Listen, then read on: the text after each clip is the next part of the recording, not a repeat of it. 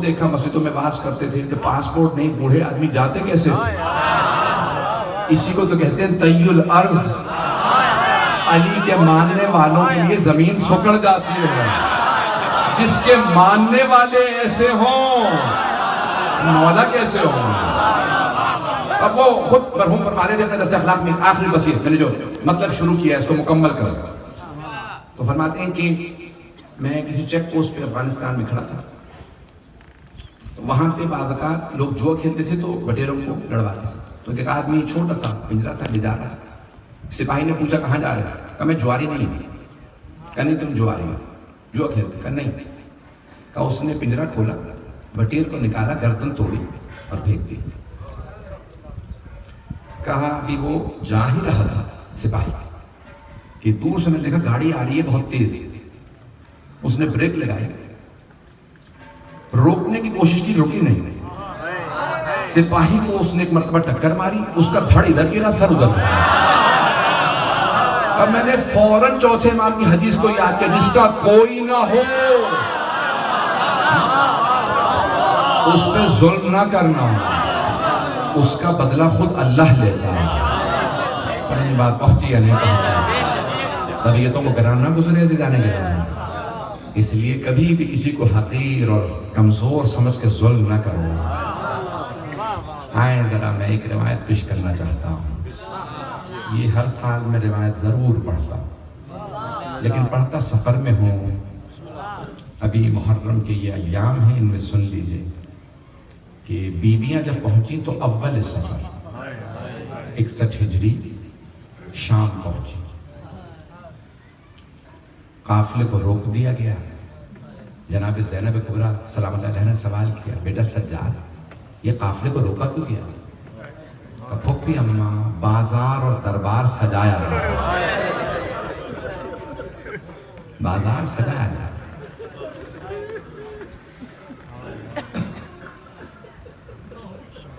بعض اوقات استقبال کے لیے سجایا جاتا ہے اور بعض اوقات اذیتیں دینے کے لیے. ایک مرتبہ میں سارے مسائل خلاصہ کر کے دربار میں آنا پیش کرنا چاہتا ہوں. سوگنامہ آل محمد مرحوم عبد اللہ اشتہاردی کی اور ریاض القدس اور دیگر کتابوں میں یہ روایت موجود ہے. ایک مرتبہ بیویاں دربار میں داخل ہوئی. دربار بہت بڑا. آپ ابھی بھی جائیں گے نا تو دیکھیں گے اسے جامع امیہ کہا جاتا ہے. دربار یزید یہ مسجد تھی. تو جب بیویاں داخل ہوئیں تو اس طرف دور یزید اوپر بیٹھا تھا.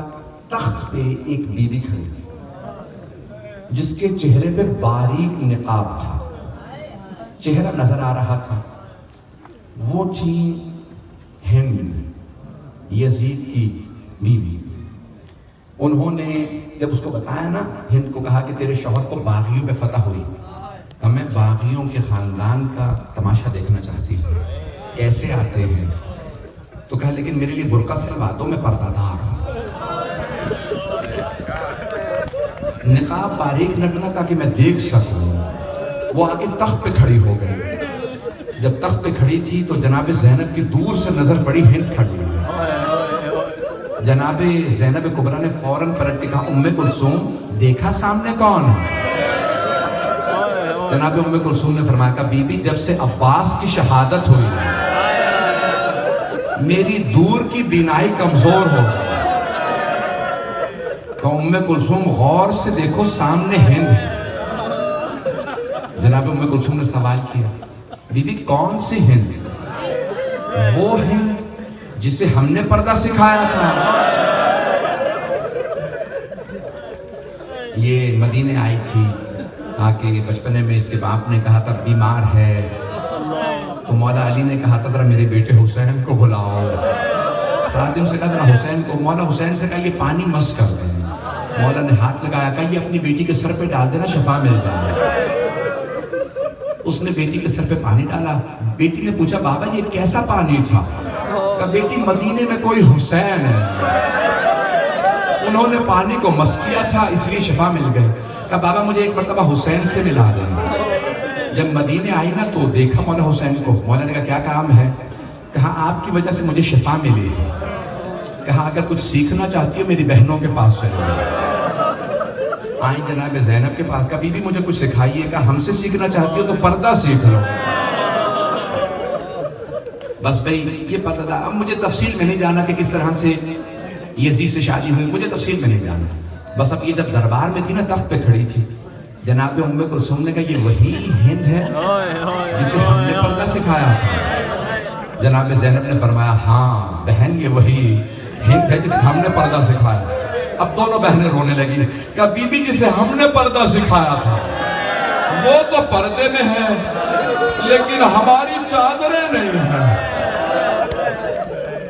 دونوں بیویاں رونے لگی سر جھکا کے. آپ جانتے ہیں نا اگر کوئی مصائب سے گزر رہا ہو وہ چاہتا مجھے کوئی اپنا نہ ملے. کیا کیا بتاؤں, کیسے بتاؤں کیا کچھ ہوا.